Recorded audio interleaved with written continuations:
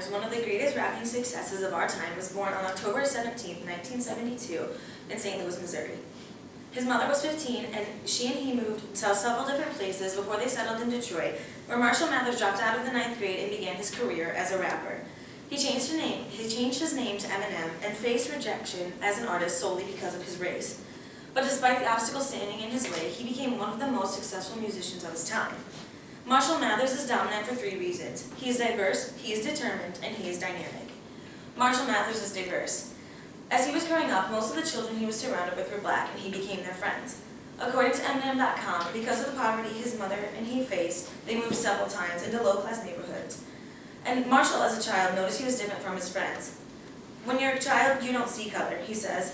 "The fact that my friends were black never crossed my mind. It never became an issue until I was a teenager and started to rap."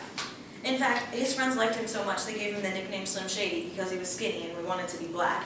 He liked the name, and it stuck. But this diversity that he faced as a child made him more determined as an adult. When he got older, he had to face more serious issues, such as a drug addiction that almost killed him and the birth of his daughter, Haley Jade. In 1995, Eminem released his first album, Infinite, which sold only 1,000 copies.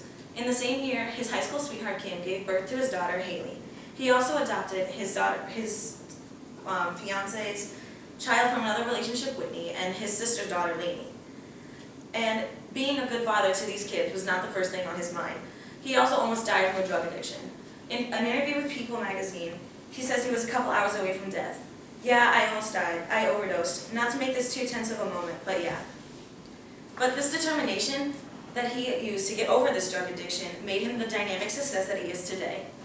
This year, Eminem released this album, Recovery, which covers everything from his drug addiction to his kids.